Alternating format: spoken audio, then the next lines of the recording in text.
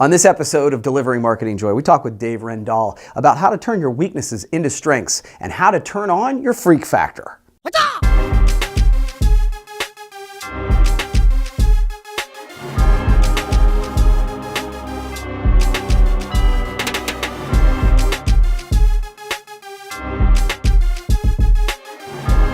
Well, hey there, and welcome to another edition of Delivering Marketing Joy. I'm your host, Kirby Hassman, and with me today is somebody I've been excited to talk to. His name's Dave Rendall. He's the author of The Freak Factor, and it's a really cool book that we're going to dig into today. So, David, I really appreciate you jumping on the show today.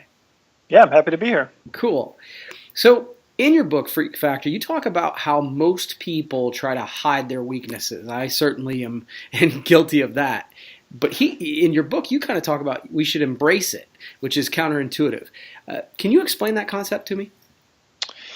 Yeah, so it started personal experience with me. I was always in trouble. I was trying to hide my weaknesses. I couldn't sit still, be quiet, do what I was told.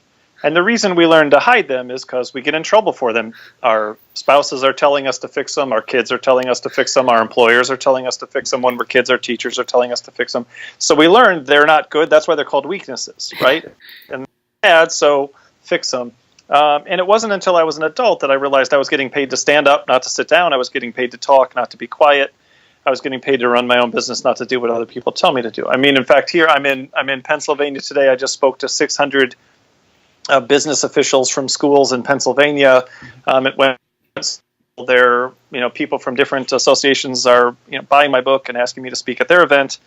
This is what I was made to do, but my whole life I thought I needed to learn to shut up and I needed to get myself under control and that I wasn't a good person.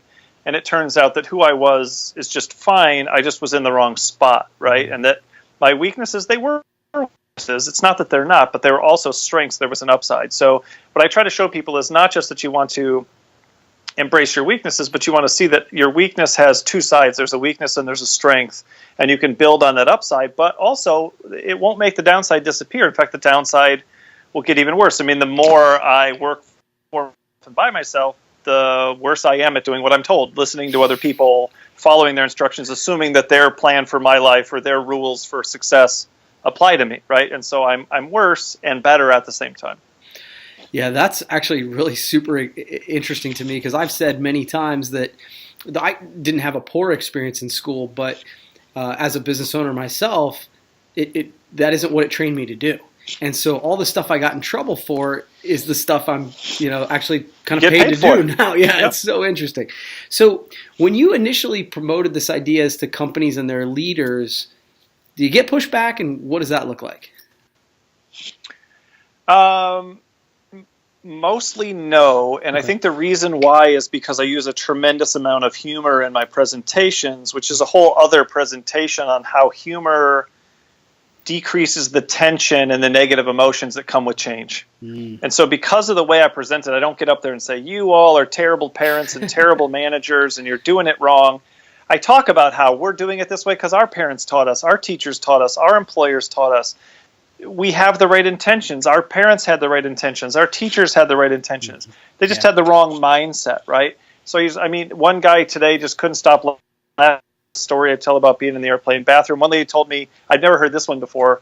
She said that I made her lose her mascara. So she was laughing so hard that she was crying so hard that she, messed up her whole face and had to go in and clean all the black off of her eyes.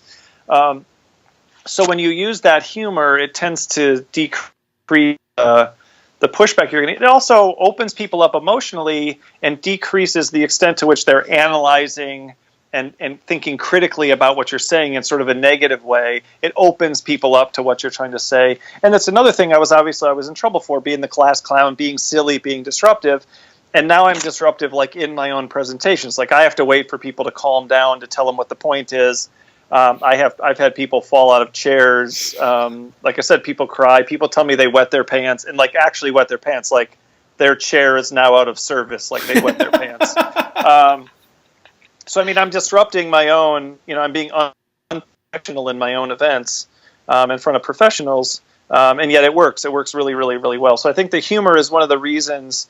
And the other thing, I think the pushback that a lot of people give to strength stuff, just work on your strengths, is what I try to answer, which is, well, what about your weaknesses? And so what I try to do is try to tie those two things together and be like, you can't just build on your strengths over here and also go fix this weakness over there. They're the same thing. And when you're affecting the one, you're affecting the other. And so I try to answer that question, because a lot of people, the reason they don't just build on their strengths is because they're thinking, aren't my weaknesses going to bring me down? Aren't my weaknesses my Achilles heel? Isn't that what everyone's going to see? And so I really try to address those things, and I try to answer a lot of those questions in the presentation. So I'm sure there is some sort of resistance, but I try to think of what that's going to be and address it during the presentation, try to answer those questions ahead of time along the way. Yeah, and obviously the response has been really good if you're traveling around. And as I showed you before, I have the book here. Sure. Why do you think this concept is powerful? Why does it resonate so much? Well, I think two reasons. Oh, a bunch of reasons. I think number one, because it's true, right? So it's like you said, it's counterintuitive. Yeah. It's the opposite of everything we've ever been told. But then as soon as I say it, people go, "Oh yeah, yep, yeah, yeah." So it's right there, and yet, so what I think leads to me getting more speeches and getting to share the message is no one's going, "Oh yeah, of course, I've heard that 100 times," or "Oh, another one of these guys." So the uniqueness, right, which, you're talking about marketing and your stuff, the uniqueness of it certainly makes it valuable. As soon as there's 100 replacements for what I do, I'm not as valuable, right? So the fact that no one watches my thing and goes, oh, I'll go hire these 5 guys to do what Dave did. I'll go hire this lady to do what Dave's talking about. That's not part of it. I think the other thing is it's true, but we also want it to be true. So when people hear it, they're like, that's really good news. Right. I've always hoped to some extent that was true, but I was told it wasn't. And so now that you're saying this, I want to believe my kids aren't broken. I want to believe I'm not broken. I want to believe that my business isn't broken. So I think it's a very very positive message. And I think that last part is that it's very counterintuitive, and that's what makes it so powerful. People talk about it because it's surprising, it's shocking, it's unusual. And that's what gets people talking. Nobody ever says, I went to this average restaurant and had an average experience, and it was an average price, and there was average ambiance, and I had an average time. Nobody has that conversation. But when you come to a presentation, I mean, even just today, some guy was coming up to me from the New Jersey Association that does the same thing that the Pennsylvania Association does. He's like, we need to hire you for our event. And he's like, that airplane bathroom story you told, oh my gosh, I can't stop laughing. That's hysterical. He goes, it probably frustrates you, though, that the thing people remember the most from your talk is that you don't fit in an airplane bathroom. But it doesn't, because the story reminds people of the lesson, and so the fact that the story is so outrageous and so unexpected. When people come to they're getting educational certification credits for their educational, like to be certified as a business officer for schools, they're getting credit for education for watching me tell a fart joke about my daughter and talk about how my left arm doesn't work at the drive-thru and how I don't fit in airplane bathrooms. So they're enjoying themselves, and they're a powerful lesson that really has the potential to change things. I mean, one lady already told me today, I was trying to get up here for this, and she's like, I need you to, and I'm like, I got to go, I'll be back. She said, I already sent a note to each of my 4 kids and apologized. She's like, I've already done that this morning. I mean, that's powerful. Yeah. Right? One guy told me, I went home, I took my son out to lunch, and I just said, I'm sorry. I'm sorry that I've been beating you down for your weaknesses your whole life. And I was wrong, and I misunderstood, and I want to change this, right? Wow. So that's part of, and I think the last part is it's so authentic. This isn't me. I didn't go, oh, what's some kind of gimmick? Maybe a freak guy. Maybe I'll be the weaknesses guy. I think this plays well in focus groups. You know what I mean? This is just my story. I found out it was true for other people. I started examining and collecting examples, and I found that it helped so many people that I'm super, super passionate about it.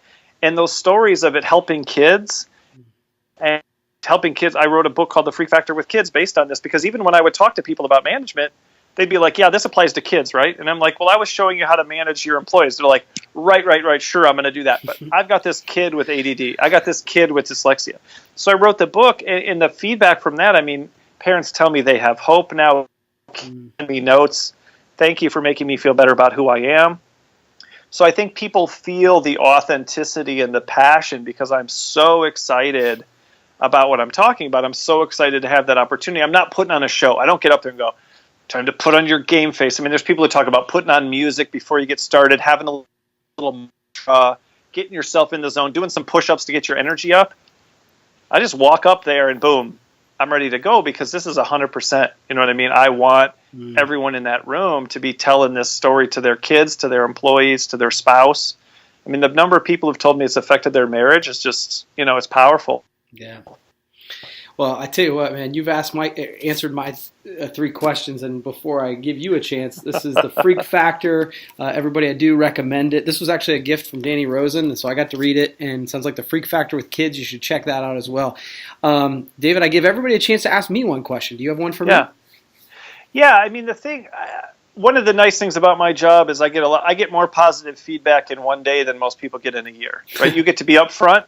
Mm-hmm. Everybody sees you, and if you do a good job, today there's 650 people that you're going to bump into who at least half of them are going to go, hey, that was really good, or tell you a story or whatever. And most people don't get that kind of feedback. They can work a whole year and do a great job at their job. Their boss might once go like, hey, I appreciate you, or, and so what I used to just say thank you, or I didn't know what to say, or I'd say, well, I had fun, or whatever. And what I've started doing is asking people, what was the most helpful thing about the presentation for you? Because it helps me to sort of see what people are getting. So I think that's my question for you is, what was it about the book? What was it about the concept that was the most helpful for you that made you think, hey, this is what I want people on my show to hear, but also this is what it did for me, or this is how it helped me. So that's what I'd be the most interested to hear. Yeah, no, that's a great question, David. What was funny is, much like we talked about in the first piece, it resonated with me because I think that so many times you talked about being in the wrong seat. And I think, growing up, I did public education. And again, I had a good experience. This is not a knock on public education, but they weren't trying to train me for what I wanted to be when I grew up, if that made any sense. I was not interested in sitting in straight lines or sitting still, and I was questioning everything, and it was the kind of stuff that drove teachers crazy about me.